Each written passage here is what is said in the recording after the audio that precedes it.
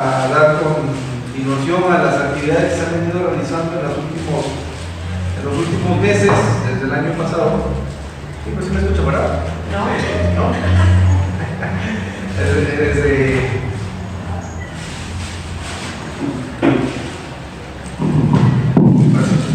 Bueno, vamos a dar continuidad a las actividades que se han venido desarrollando desde el semestre anterior.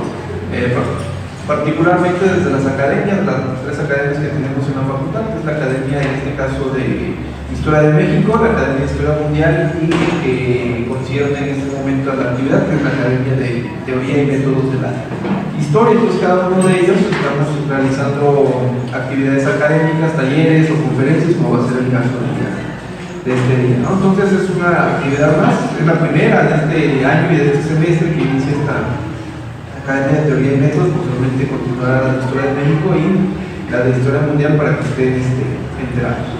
El día de hoy nos acompaña uno de nuestros profesores inscritos aquí en la Facultad de Historia, el cual nos va a impartir una plática, conferencia titulada Posmodernidad, Archivos y Escrituras de la Historia, que es una temática y una línea también de su investigación, lo cual nos va a permitir entender justamente la relación entre la modernidad, el uso de las fuentes encontradas en los archivos y cómo se escribe, se relata, se construye la historia.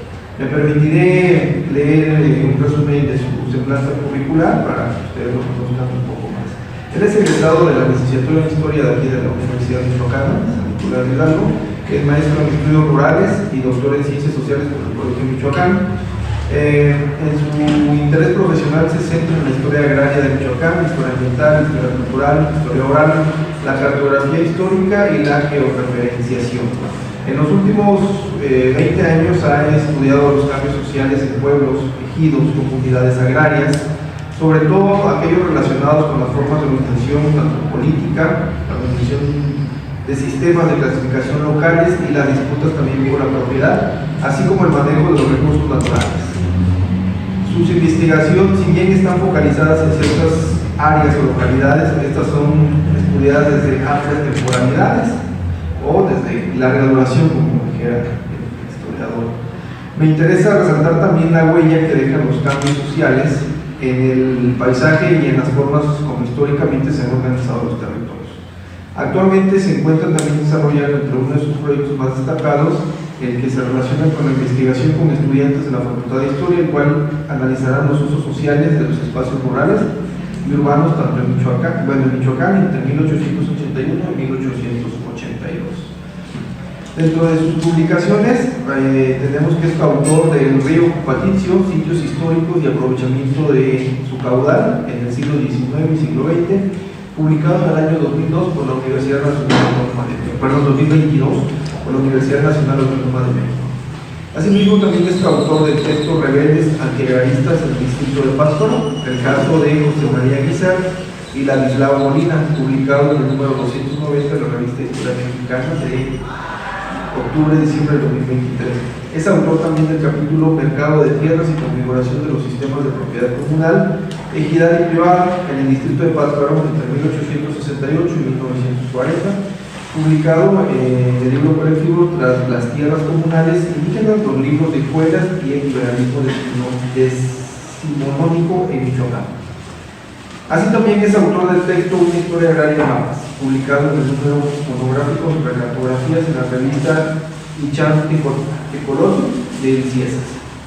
Y su más reciente publicación se titula Aquí todos somos dueños, conflictos por la tierra entre comuneros, propietarios, aparceros y ejidatarios en Guanajo y Tupatán entre 1821 y 1985, publicado la UNAM en diciembre del 2024. Esta solamente es una breve reseña de su trayectoria tanto académica como profesional del doctor Juan Manuel Mendoza Arroyo, a quien en este momento le agradecemos la disposición y el tiempo para impartirnos esta plática. Y doctor, todo su espacio. Muchas gracias por la invitación.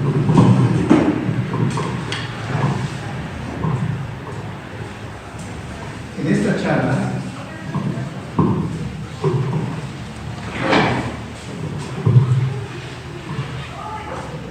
esta charla vamos a hablar de los nuevos enfoques para hacer investigación histórica que se han venido desarrollando en los últimos 30, 40 años en diversas instituciones de Estados Unidos principalmente y de Europa, aunque también en México también hay instituciones como la UAM, Iztapalapa y otras que ya han emprendido a hacer trabajos de historia bajo enfoques que pudiéramos llamar posmodernos.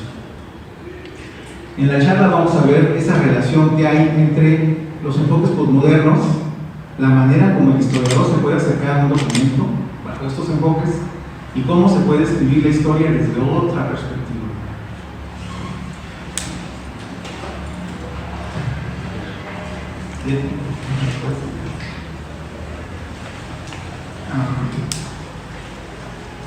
Primero que nada hay que saber más o menos a qué nos referimos cuando hablamos de posmodernidad.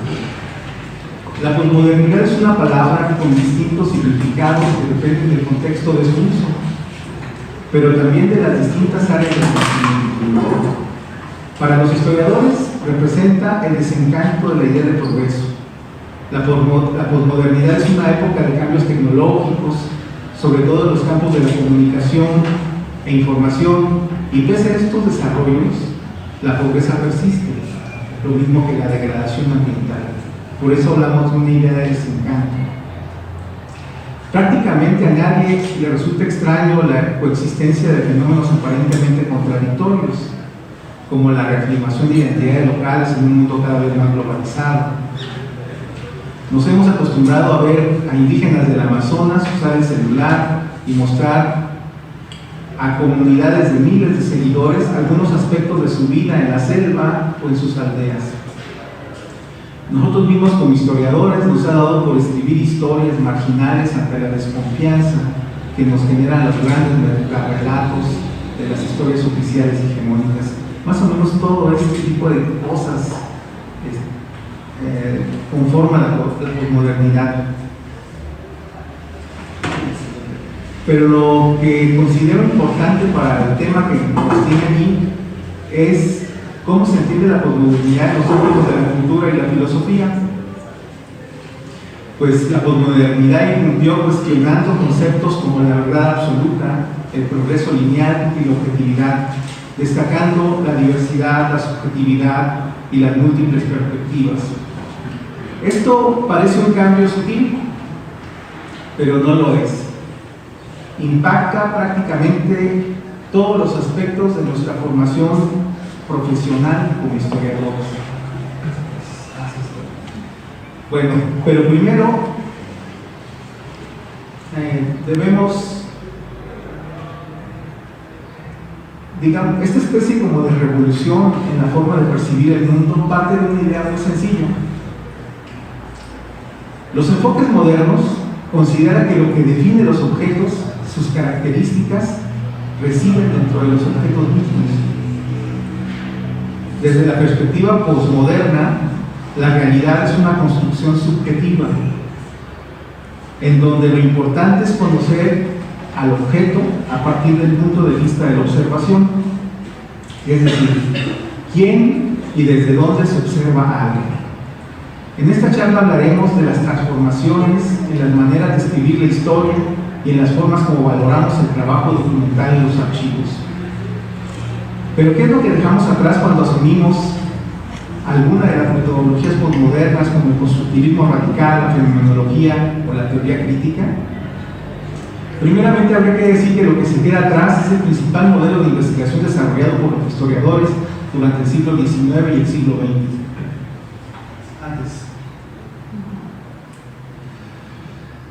Y ese modelo de interpretación, pues obviamente es el positivismo. El positivismo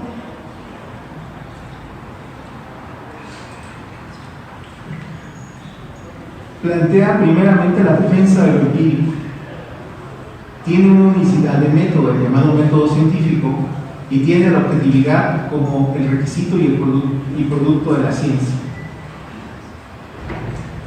Para el positivismo, la llamada objetividad, el principio del empirismo se sustenta en la construcción del conocimiento de una realidad que es observable. Esto lo toman de las ciencias naturales. El positivismo se opone a la especulación discursiva sobre la naturaleza, el funcionamiento de la realidad y busca la construcción de teoremas, leyes, basados en hechos fechables, observables, repetibles. Y la última característica del positivismo, y es la que más ha generado polémica, es que asume que la realidad es objetiva. El positivismo define al científico como un ser objetivo, imparcial y neutral, cuyas investigaciones no son influenciadas por su realidad personal.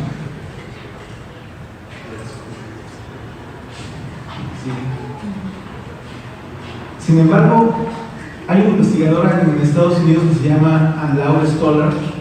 Ella nos dice que los historiadores positivistas recurren siempre a la consulta del archivo con una intención extractivista. Es decir, para esta autora, los historiadores van al archivo a buscar datos, fechas, nombres, y prestan poca disposición a la organización y a la forma particular que tienen los documentos. Nos dice Stoller que estos sentidos extractivistas expresan visiones tradicionales que consideran al documento como un soporte en el que se registran los hechos.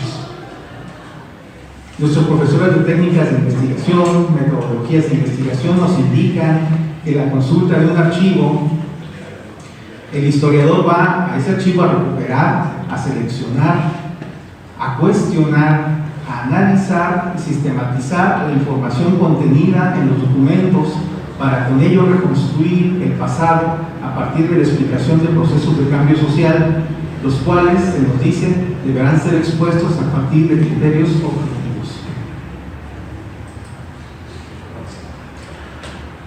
En los ámbitos académicos de las universidades públicas y más concretamente en los espacios de formación histórica de la Universidad Michoacana de San Nicolás de Hidalgo, aún está vigente la percepción del archivo fuente, es decir, lo que nos dice Laura Stoller. Ello debido a la preeminencia de la ortodoxia positivista que defiende al menos tres de los principales postulados de la escuela rankiana alemana, los cuales están en la base de los mapas curriculares que forman a los estudiantes. Primero, se nos dice que hay una correspondencia histórica entre la verdad, que sostiene que la historia describe lo que realmente existió, y las acciones que se llevaron a cabo. Dos, supone que las acciones humanas reflejan las intenciones de los actores, y que es la labor de los historiadores comprender dichas intenciones con el fin de construir un argumento histórico correcto. Tres, se utiliza una concepción de tiempo unidimensional, diacrónica, en la que los acontecimientos posteriores siguen a los anteriores en una secuencia coherente. Es decir, es un discurso al que se le denomina, es un discurso de causalidad histórica, causa-efecto, causa y efecto.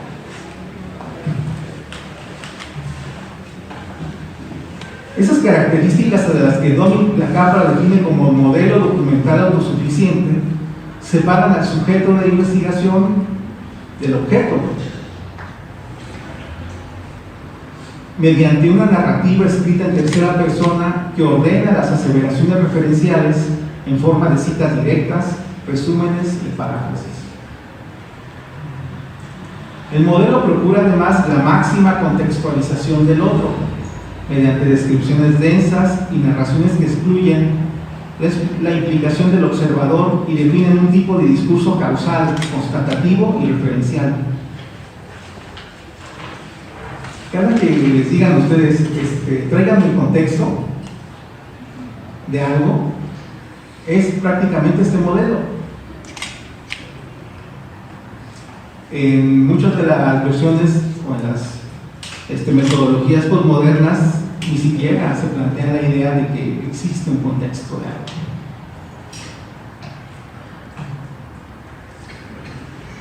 Stoller sostiene que en muchos trabajos de historia colonial, porque ella es especialista en historia colonial, dice que los documentos se siguen seleccionando y citando en fragmentos para confirmar la invención colonial de prácticas tradicionales o para recalcar reivindicaciones culturales. Al historiador convencional le gusta centrarse en los documentos ejemplares, en vez de hacerlo en una sociología de las copias o de las reivindicaciones de verdad que se alojan en la memorización, la repetición, etc. ¿Por qué no consideramos las etnografías como texto y reflexionamos de manera crítica de la elaboración de los documentos y sobre cómo decidimos utilizarlos? Las fuentes no son manantiales de significado real, ni pilas de verdades coloniales en sí mismas. Aunque los documentos sean fidedignos, habría que considerar las condiciones sociales y políticas en que se produjeron. Pero no solamente eso, hay que preguntarnos por qué se elaboraron, cómo han sido usados y consumidos, qué tipo de debates y relaciones de poder se expresan en los órdenes clasificatorios presentes en la documentación. ¿Qué relaciones de poder se expresan en esas formas repetitivas, en las clasificaciones de personas y cosas en momentos históricos específicos? ¿Cómo se consensaban o confrontaban los ámbitos de competencia jurisdiccional? ¿Sobre qué cosas se podía escribir? ¿Qué aspectos sociales alimentaban los silencios oficiales? O dicho de otra manera, ¿cómo podemos transformar nuestra práctica profesional dejando en claro nuestra implicación como historiadores o antropólogos en la construcción de nuestros objetos de investigación? Esas inquietudes han dado lugar a la formación de otro tipo de metodologías reflexivas construidas a partir de enfoques postmodernos.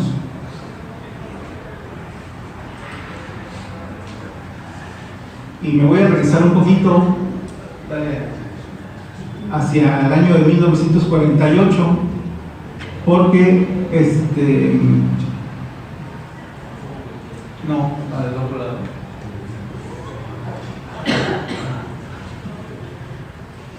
Ahí está. No avanzar. Ahí.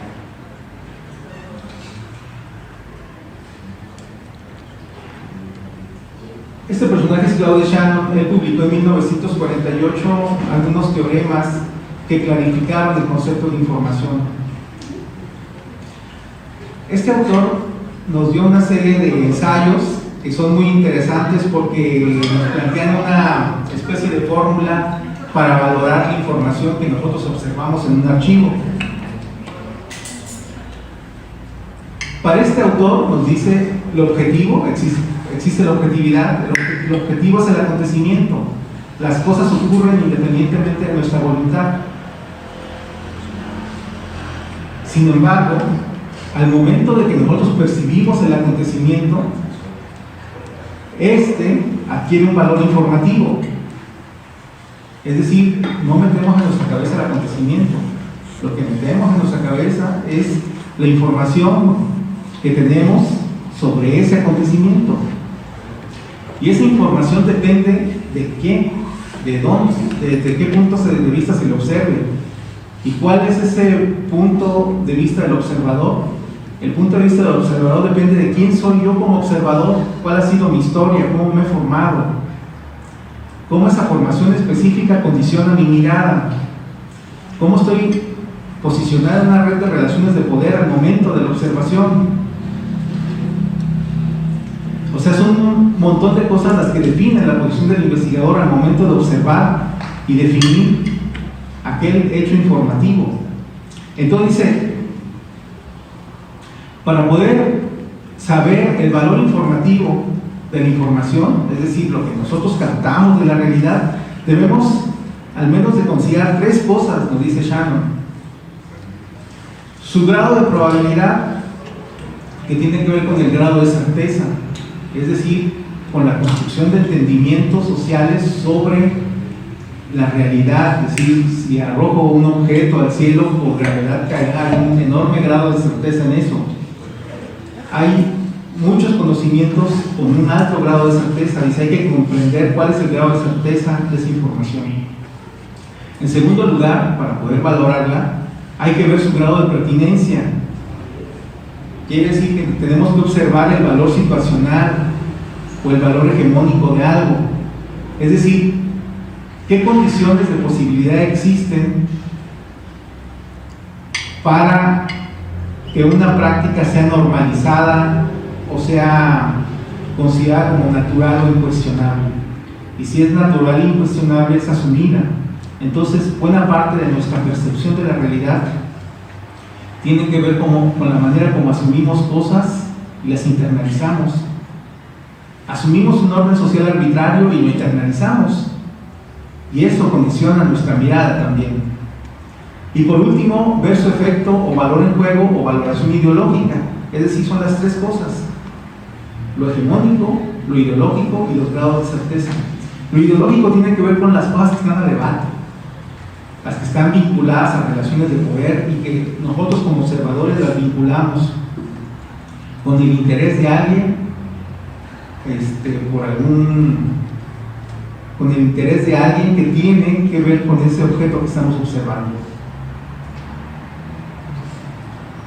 Entonces, nos dice Shannon que para comprender los procesos comunicativos, es decir, la valoración que hacemos de esa realidad y la manera como la comunicamos, hay que entender que esta información se mueve en una comunidad de postulados, es decir, en una probabilidad, que también se mueve en un entorno de reglas sociales, es decir, en una pertinencia o lo hegemónico, y por último, que se mueve en una comunidad de intereses o lo que está en juego, que sería lo ideológico.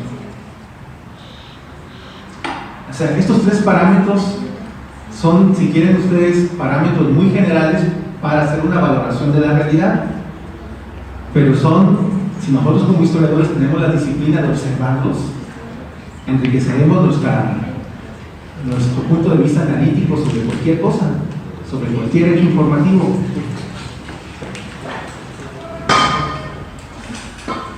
Y nos dice Shannon, tanto en física, es decir, en física, en las ciencias naturales, como en política, la información objetiva es un sinsentido.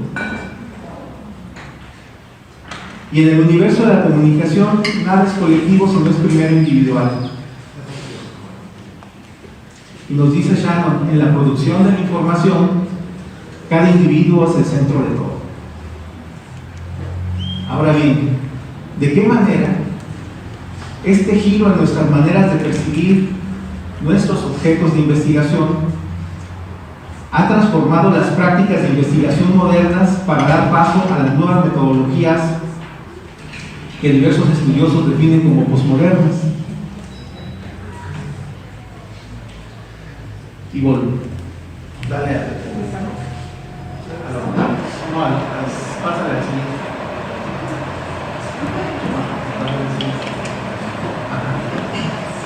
En su libro Along the Sugar Grain, Stoller nos sugiere cambiar la percepción sobre el archivo fuente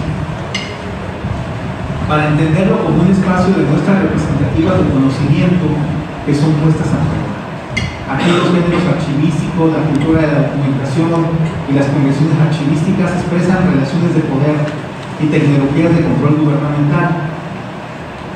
En ese sentido, los repositorios documentales no son lugares de recuperación del conocimiento, sino espacios donde se produce el conocimiento y donde el historiador, el antropólogo o cualquier otro especialista en alguna disciplina social puede plantearse la elaboración de una etnografía del Estado.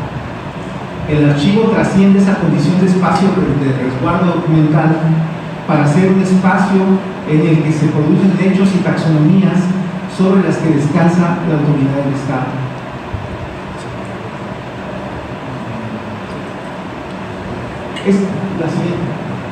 Este es un cuadro más o menos que muestra algunas tendencias.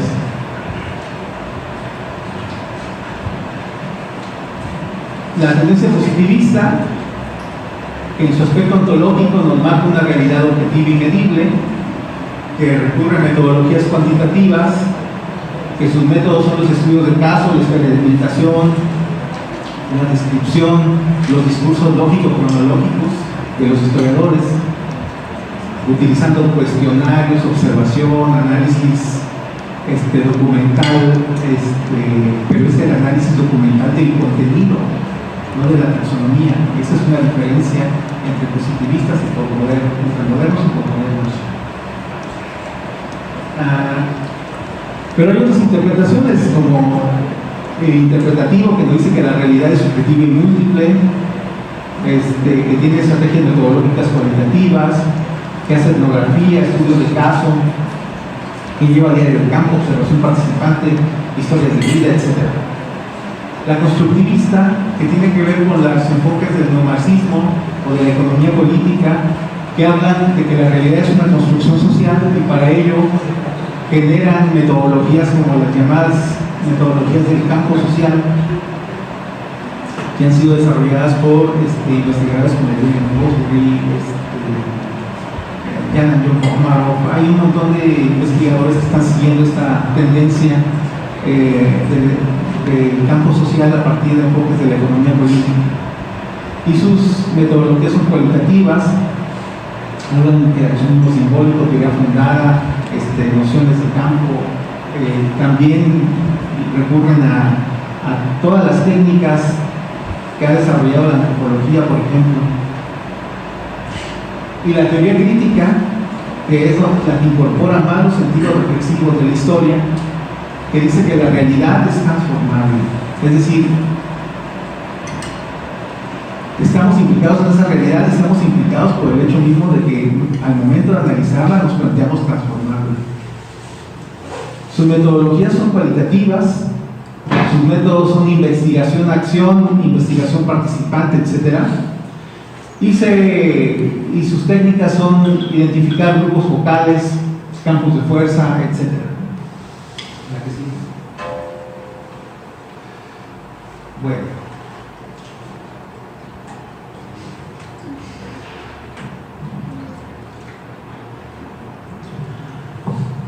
Como hemos visto, hay dos tendencias.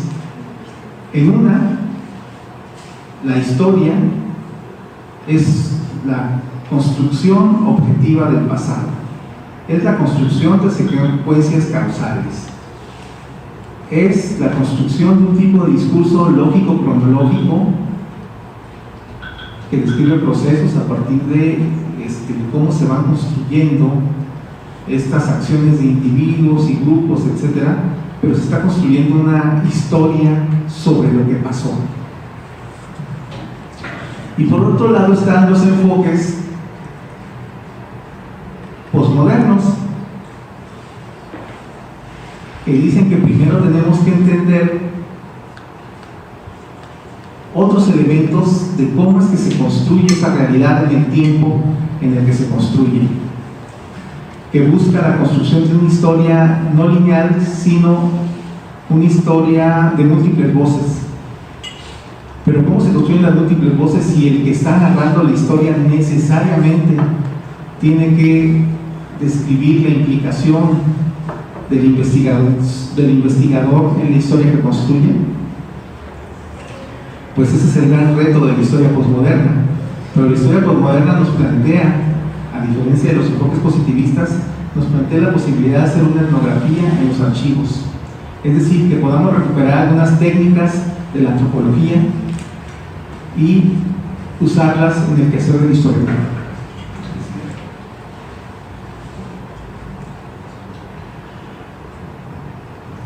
Y este campo es tan nuevo que prácticamente hay muy pocos estudios que se hayan hecho bajo estos enfoques reflexivos.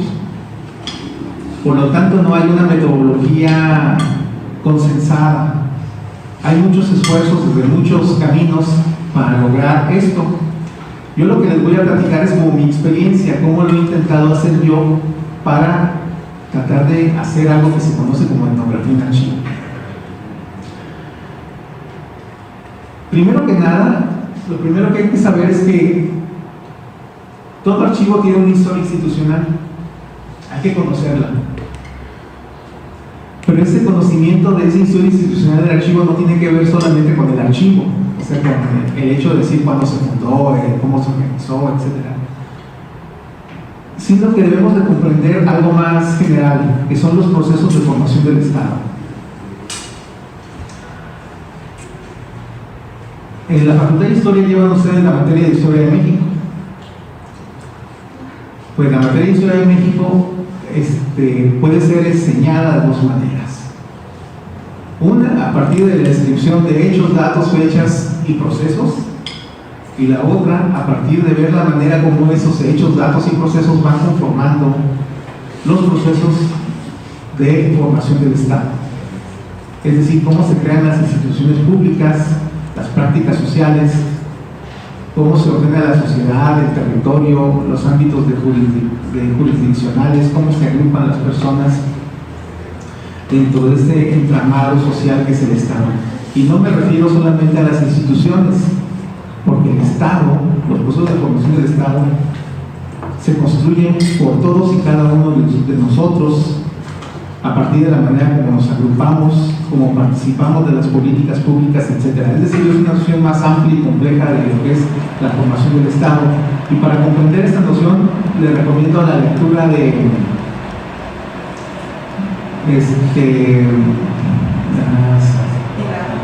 Philip Abrams, Notas sobre la dificultad para estudiar el Estado. Y de James C. Scott, Think Like the State, viendo como el Estado. Y hay otros textos que también se centran en esta idea de procesos de formación del Estado. Comprendiendo esto, es decir, tenemos también que tener una formación monográfica que nos permita comprender cómo es que se están dando estos procesos de formación del Estado. Si yo les enseño sobre el siglo XIX y las políticas liberales, al momento de explicar las políticas liberales estoy explicando los procesos de formación del Estado que tienen que ver con un montón de cosas, con la noción de soberanía, con la noción de propiedad, y todo ese bagaje de información es un insumo que ustedes tienen como estudiantes para poder comprender que en la historia de México hay procesos de formación del Estado. Y eso es importante al momento de estar en un archivo. Tenemos que tener las nociones clarificadas como parte de nuestra formación. Segundo,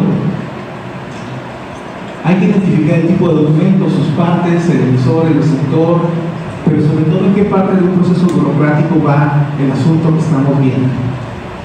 Es decir, que comprendamos todo el proceso burocrático y que sepamos de las partes y de las dificultades que tenía la gente para llevar a cabo un trámite.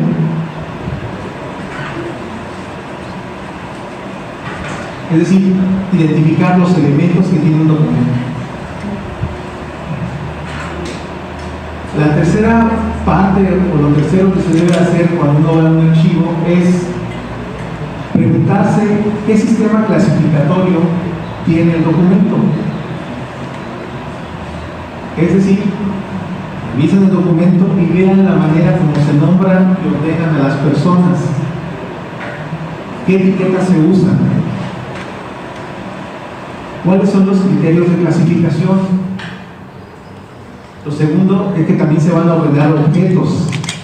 ¿Cómo se ordenan los objetos o los recursos que se ven en disputa?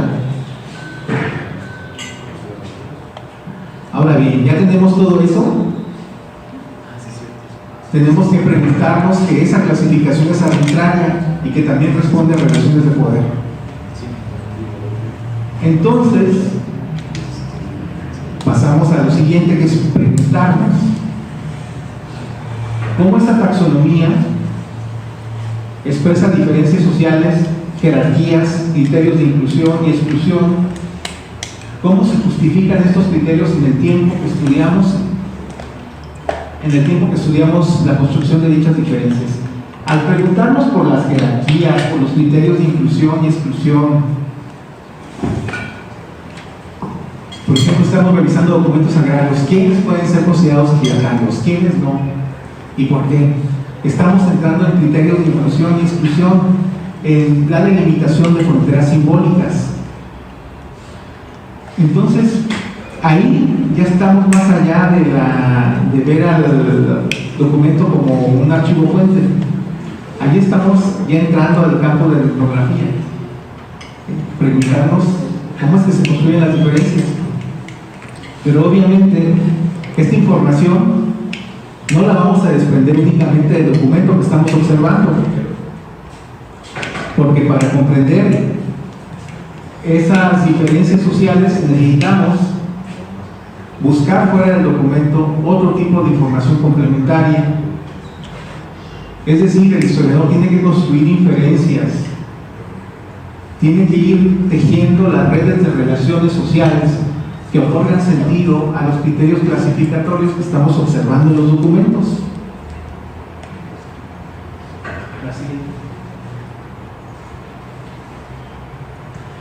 Y para hacer esto hay que preguntarnos cómo es que se construye una red de relaciones o una red de posiciones. Desde el constructivismo, las nociones de campo social, hegemonía, ideología y cultura brindan apoyo metodológico para hacer esa reconstrucción. Cuando hablamos de red, implica que tenemos la capacidad para agrupar a personas dentro de grupos políticos, que tenemos esa capacidad para identificar que hay agrupaciones, configuraciones sociales que posicionan a individuos en una red de relaciones amplias. Es decir, también tendremos que ver su relación con otros.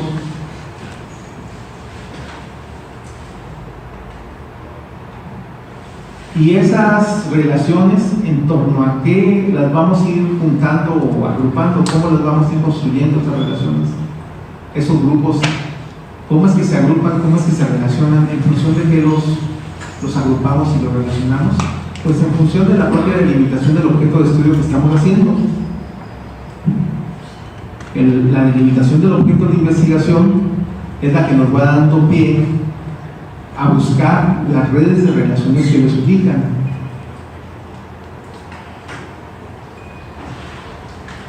Entonces son redes de relaciones, es decir, el cómo se agrupan personas y se relacionan con otros, pero también son posiciones. Es decir, qué lugar ocupan en una jerarquía de relaciones.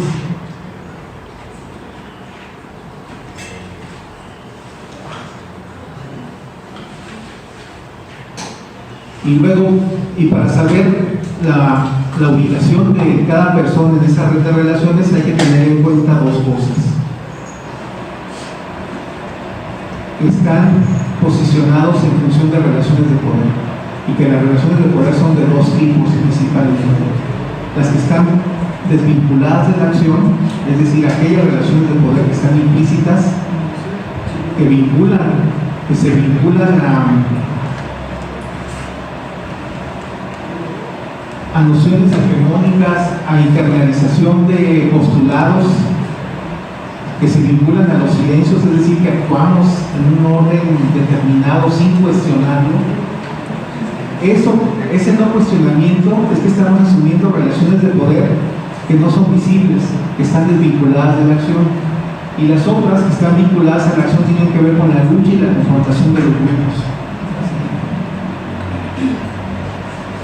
Entonces, una vez que consideramos todos estos elementos al momento de analizar un documento, es que finalmente llegamos al primer paso que ustedes hacen cuando van a un archivo desde el enfoque positivista, que es ir a ver el contenido del documento. Entonces ustedes toman el contenido del documento, pero lo toman tal cual está, tal como está ahí. Pero para hacer una valoración del documento, como nos dice Sharon, a partir de estos tres criterios, su grado de certeza, su valor económico y su valor ideológico, requerimos de los pasos previos que acabo de mencionar.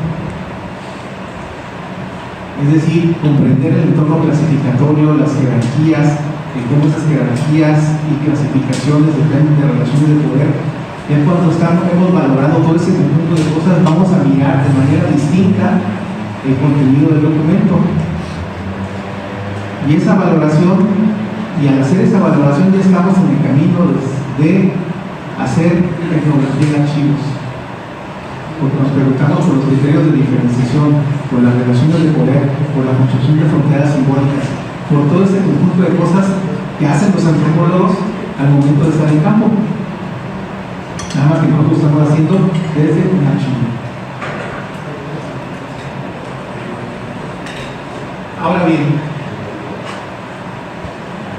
los enfoques postmodernos ponen mucho énfasis en la cuestión de la reflexividad, en que cuando se escribe la historia, el investigador tiene que mostrar su punto de partida y explicarle al lector desde dónde lo está considerando y desde dónde lo está escribiendo.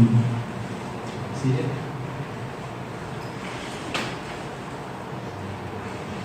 Bueno, y eso tiene que ver con la manera como hacemos explícita nuestra posición al momento de exponer los resultados de investigación. Es decir, hay que plasmar nuestras posiciones políticas, los criterios metodológicos que realizamos, cuáles fueron nuestros criterios de selección, porque cuando uno elabora una investigación, uno recopila ciertos acontecimientos, pero deja afuera un montón de acontecimientos y de cosas.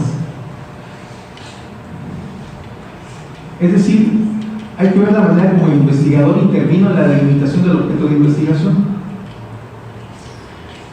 Yo en lo particular, para exponer los resultados, al menos en mi experiencia, creo que hay una manera de hacerlo a partir de una metodología que se llama historia como narrativa. Hay algún tipo de mediación entre la persona que está hablando y lo que yo estoy leyendo, es decir, un licenciado, etc. Un escribano que media.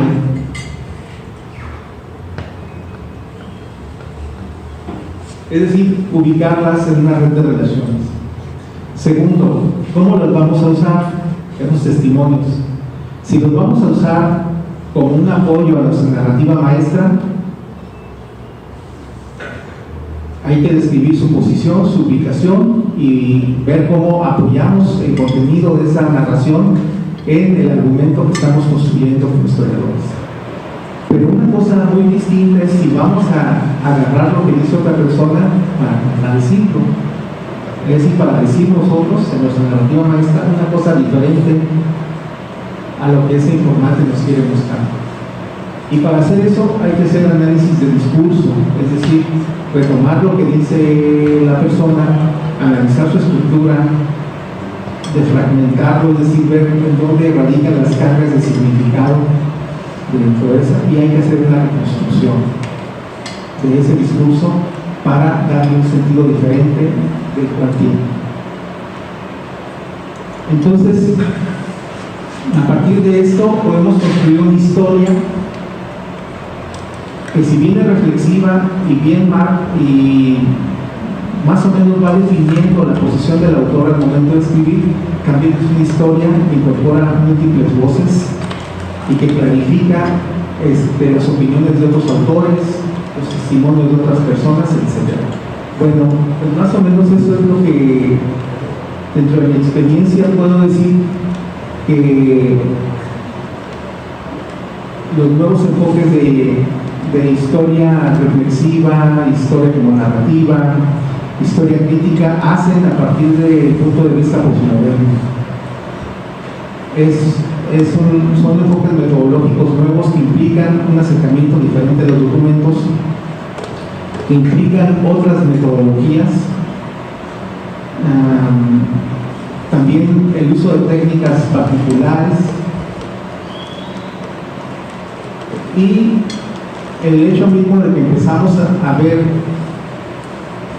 que la historia se construye a partir del punto de vista de la observación y que es importante ver cómo es que se construyen las taxonomías en los documentos, abre un campo muy amplio para la historia. Podríamos decir que toda la historia de México tiene que ser reconstruida en función de estos parámetros. Por ejemplo, buena parte de los estudios sobre el siglo XIX están hechos por anglosajones de México, por norteamericanos. Pero resulta que los norteamericanos, al momento de hablar, no pueden distinguir, por ejemplo, para describir a los grupos que habitan el campo, solamente tienen una palabra: campesino. Y la palabra campesino en México surge en el siglo XX.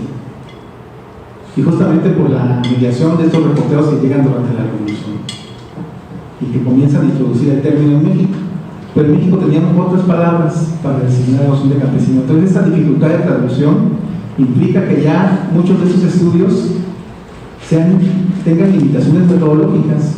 Estoy refiriendo a estudios como el libro de Florencia Mayón, Peace and a Nation, y otros que tendrían que ser reescritos en función de esa equivocación primera del autor de presuponer que los acapuastas eran campesinos. O sea, hay muchas cosas que tienen que reescribir si consideramos acercarnos a los enfoques metodológicos postmodernos. Porque el historiador postmoderno siempre va a estar pensando en las taxonomías y cómo estas taxonomías ordenan un mundo y cómo a partir de esas taxonomías nosotros podemos hacer un tipo de etnografía. Y en esto no somos los primeros. Los arqueólogos nos llevan camino de ventaja. Si ustedes revisan la revista Arqueología Mexicana, los arqueólogos son un gremio muy unido, están muy interrelacionados y ellos saben perfectamente bien que para comprender a las sociedades, a las civilizaciones del pasado, hay que ver cómo están los hallazgos arqueológicos en los sitios, cómo se agrupan los objetos y cómo se clasifican los objetos y todo su mecanismo de análisis para intentar descifrar la cosmovisión del mundo de civilizaciones perdidas tiene que ver con el estudio del sistema clasificatorio. Por eso es tan importante. Vean los textos de Alfredo López Austin en su libro Dioses del Norte, Dioses del Sur. En la primera parte dice: para hacer un tipo de estudio de la cosmovisión mesoamericana es necesario comprender el sistema taxonómico, es decir, la taxonomía. Entonces, desde otras disciplinas ya se está revalorando la importancia de los sistemas de clasificación. Ahora falta que nosotros como historiadores empecemos y que la escuela de historia comience a generar las nuevas metodologías que ya otras universidades están enseñando desde hace muchos años. Gracias.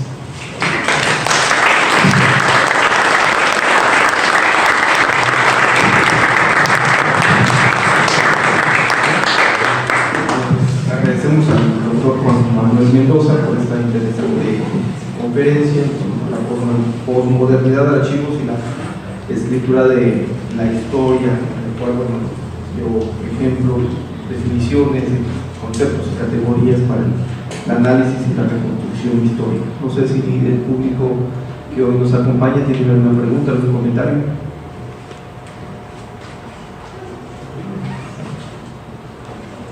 Que lo piensa, lo escribe. Bueno, la doctora Gloria, adelante. Pues es que todavía no tomo café, un poco más de café. Pues yo creo que esta visión que nos propone el doctor, igual primero felicitar por su presentación, me parece que es muy importante este enfoque crítico que efectivamente ya se ha abierto en varias universidades ya hace muchos años y que creo que nos hace falta más, pues, invertir tiempo en pensar la forma en cómo se está produciendo la historia con este enfoque crítico y pues de pensar finalmente lo que hace la ciencia en todas partes, clasificar y esas clasificaciones desde dónde las pensamos, cómo las pensamos, es decir, entrar a un proceso más reflexivo del papel que tiene el historiador como un sujeto activo dentro de la propia investigación. Y me parece que también nos muestra de manera muy clara cómo es necesario también ir hacia el interdisciplina. Entonces me gustaría más bien que si pudiera hablar acerca de cómo se ha llegado a diferentes corpus teóricos para retroalimentar, Ahora, por ejemplo, se habla, cuando que leían su currículum, por ejemplo, se leía parte de la geografía, que me parece también muy importante como enfoques analíticos, que aporta también otras formas de ver el espacio y que el contexto no es contexto también si no analizamos de manera, si no nos cuestionamos justamente cómo se produce también, cómo estamos mirando el espacio, no solamente como un conjunto de datos repetitivos de estamos en esta región, en esta latitud, sino más allá de eso. Muchas gracias. ¿Alguien más? Bueno, doctor Ramos. Sí, ¿podrías explicarnos a partir de la palabra indio cómo es que podrías hacer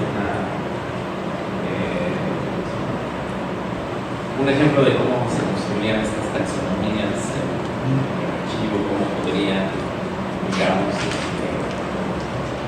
implementarse lo que estás proponiendo? Bueno, voy a empezar primero con el tópico.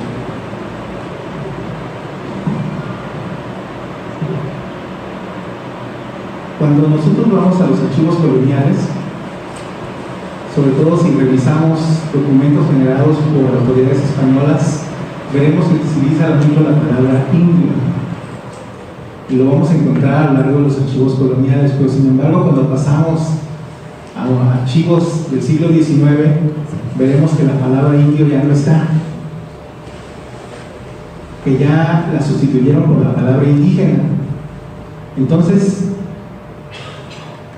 pero además nos damos cuenta que en los documentos coloniales solamente vamos a encontrar la palabra indio cuando las autoridades españolas se refieren a los sujetos que habitan en determinado pueblo, les pueden llamar indios, pero que cuando encontramos algún tipo de documento proveniente del representante o del gobernador de algún poblado, vemos que ellos no se llaman a sí mismos indios, jamás, yo no he encontrado, tal vez hay algunas excepciones, pero generalmente ellos se dicen vecinos de un pueblo, o pues se dicen el común de un pueblo. Entonces ahí vemos cómo esta categoría funciona diferente a partir de quién la emite, porque al final de cuentas se está etiquetando. Las autoridades españolas etiquetan a ellos, a los indios, para hacer una distinción entre su clasificación ideal colonial, que es repúblicas de indios y villas y ciudades de españoles. Y esa es aunque la realidad colonial no sea así, hay un montón de castas, de una diversidad mucho más compleja. La noción de indio desaparece con la independencia, porque los gobiernos posteriores a la independencia no quieren saber nada de ese orden antiguo colonial que es estamental, y la noción de indio marca un estamento. Pero muchos de esos liberales tampoco se pueden desprender de ese modo de vida estamental, digamos que lo asumen. Entonces dicen, si ya no quieren que hablemos de pueblos, de repúblicas, si ya no quieren que les nombremos indios, hay que llamarlos indígenas. Y si revisamos nosotros el término en la prensa de la época, veremos que por allá de 1830 hubo un gran debate en torno a esto. El debate era si se les debía llamar indígenas o no, porque el indígena, de acuerdo a la acepción colonial, es el oriundo de un lugar. Entonces decían, pues a mí los mestizos, los blancos, todos los que han nacido en ese lugar se les llama indígenas. Pero ¿qué era lo que quería la autoridad nombrarlos así? Quería quitarles sus tierras comunales. Por eso les empezó a llamar indígenas, porque pertenecían a una comunidad. En el México recién independizado había muchos pueblos, más o menos de la mitad tenían tierras y los otros no tenían tierras. De los que tenían tierras, una parte de ellos se podían repartir. Entonces, a esos que se les podía repartir la tierra se les empezó a llamar comunidades, porque las autoridades los pusieron en la mira del reparto. Y a sus miembros se les llamó indígenas, es decir, los derechosos de tierras en el momento del reparto. Una cosa es las etiquetas que se construyen desde el Estado liberal, y otra cosa es la apropiación que en los pueblos mismos se da en la categoría. Cuando empezó a decirse que eran indígenas, los pueblos rechazaron el término. Dijeron, ¿cómo? Y cuando vieron que no lo pudieron echar para atrás, decidieron apropiárselo y decir, bueno, los indígenas no son esos que dice el gobierno, los indígenas son las familias antiguas y oriundas de un lugar. Pero si se fijan, estamos viendo documentos, estamos viendo la clasificación, la etiqueta clasificatoria del documento, y estamos preguntándonos qué tipo de debates hay detrás de la construcción de este sistema de clasificación. Indio, indígena, campesino, ranchero, pequeño propietario, ejidatario, todos esos términos son sistemas clasificatorios que están metidos en debates que la mayoría de los historiadores no miran, se pasan de largo, y como no los miran, no pueden hacer una etnografía y sacar del archivo toda la riqueza que un documento tiene. Sobre lo que menciona Gloria, cómo he llegado a esa noción de interdisciplina. Decía Luis González, se aprende a investigar investigando. Y en eso creo que la Facultad de Historia debería de tener como una política más hacia la construcción de talleres y de investigación en la práctica, y un poquito menos monográfica, más hacia los talleres, porque los alumnos van a aprender investigando. ¿Cómo yo, como historiador, puedo tener herramientas para analizar procesos? Pero los historiadores somos malos para analizar momentos específicos de algo. O sea, no podemos analizar un suceso cuando ocurre, porque nuestro bagaje teórico está vinculado al movimiento, a la noción de procesos, pero no a cuando ocurre un hecho.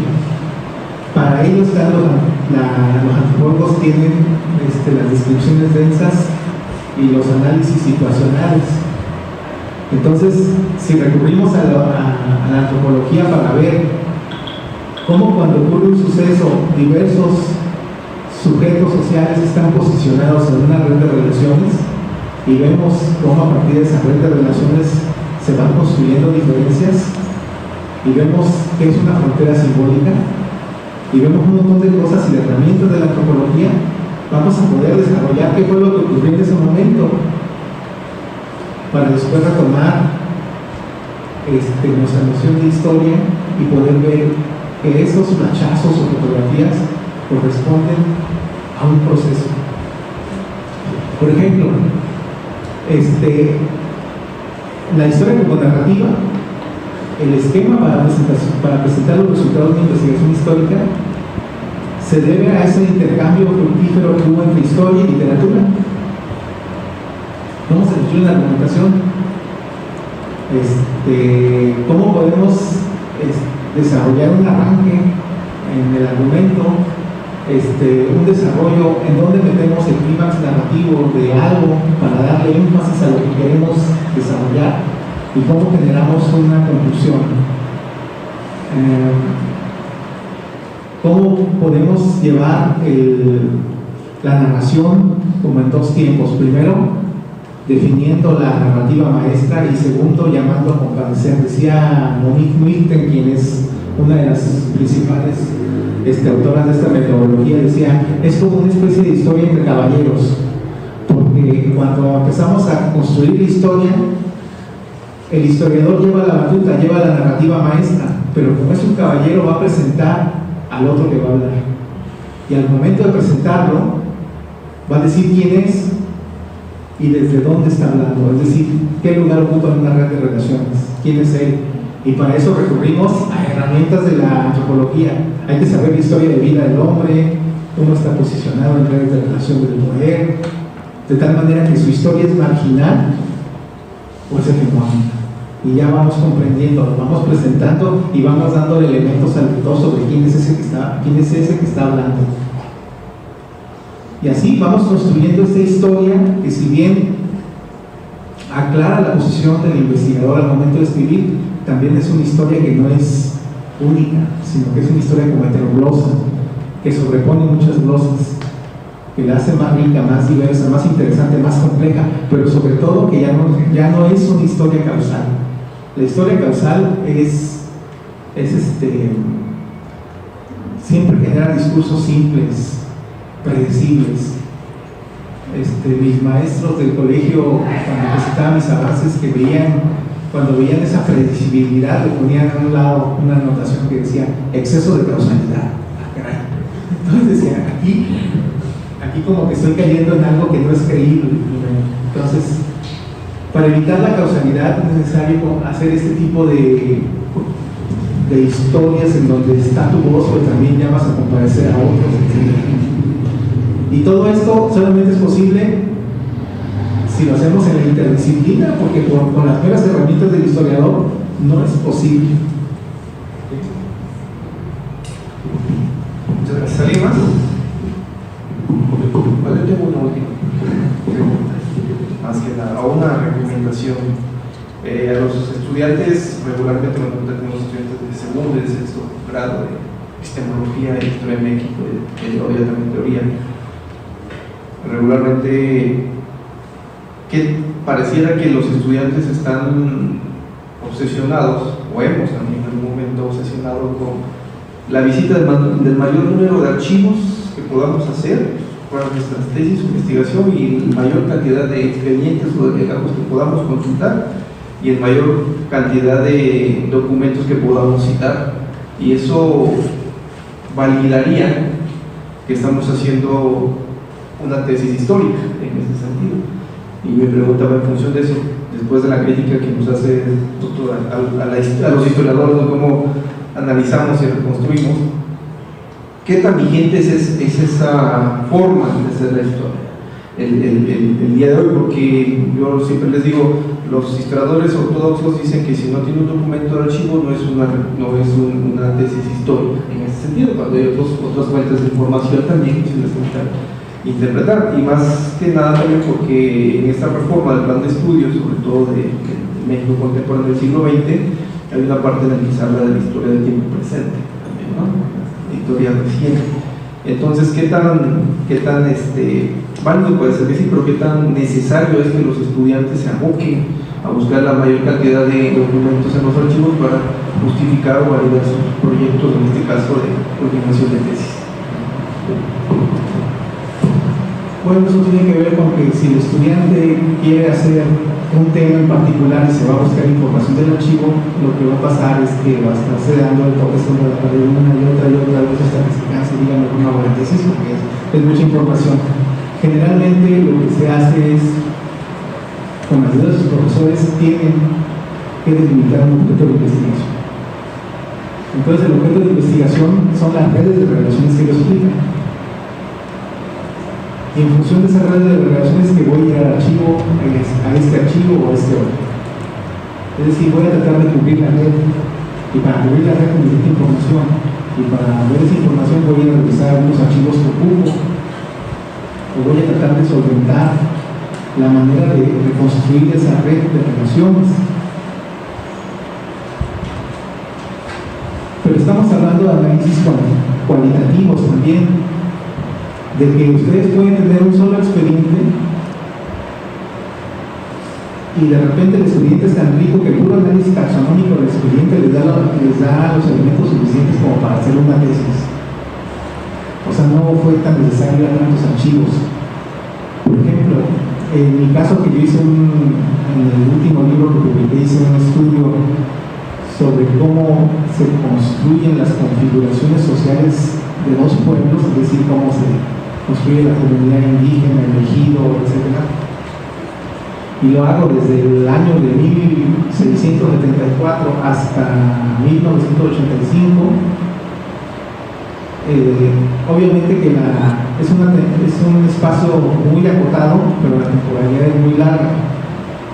Entonces ahí sí ocupé consultar muchos archivos, como 11 o 12, y consulté muchísimos expedientes, pero también van a decir, se encontraron muchos expedientes. ¿Cómo se hizo? Se hizo con mucha paciencia a lo largo de como de 8 o 9 años de investigación, pero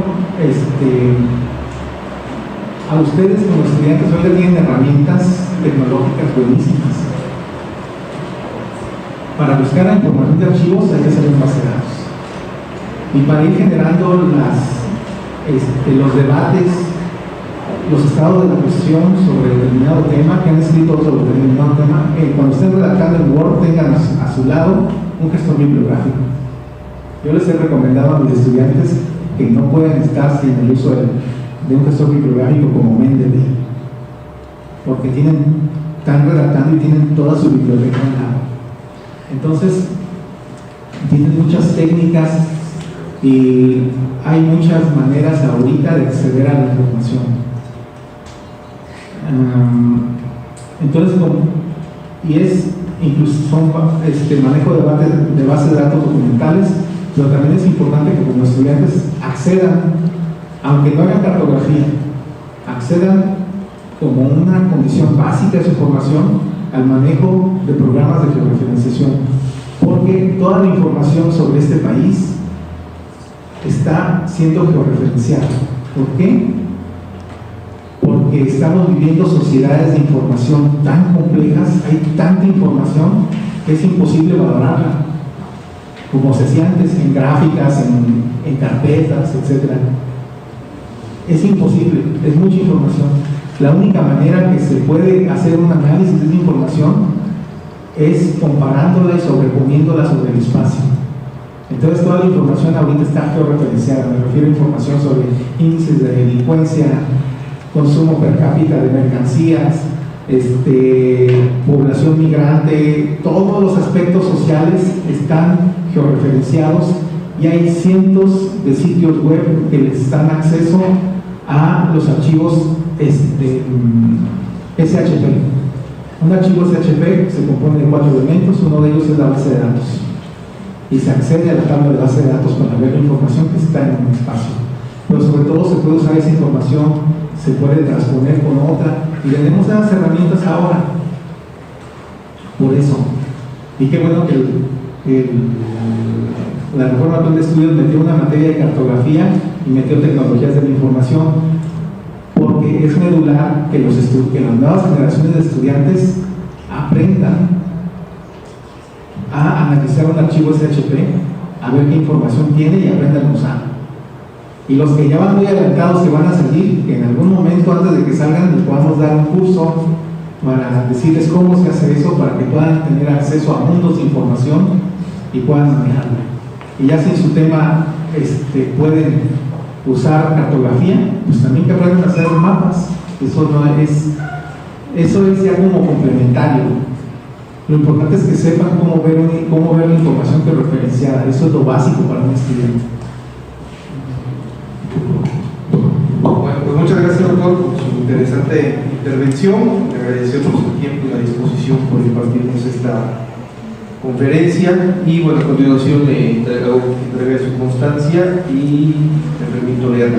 La Facultad de Historia de la Universidad Michoacana de San Nicolás Hidalgo otorga el presente reconocimiento a Juan Manuel Mendoza Arroyo por la conferencia por modernidad del archivo y la escritura de la historia, que se llevó a cabo el 20 de marzo de 2025 en la ciudad de Morelia, Michoacán, firmado por el maestro Igor Cerda Farías, director de la Facultad de Historia.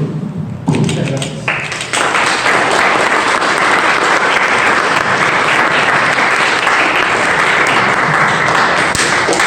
Pues agradecemos a todos los compañeros estudiantes, los compañeros y compañeras, profesoras también de esta facultad, por su asistencia y su presencia, y los invitamos a seguir pendientes de las siguientes actividades organizadas por las Academias de Historia Mundial y la de Historia de México. Que tengan un buen día. Muchas gracias.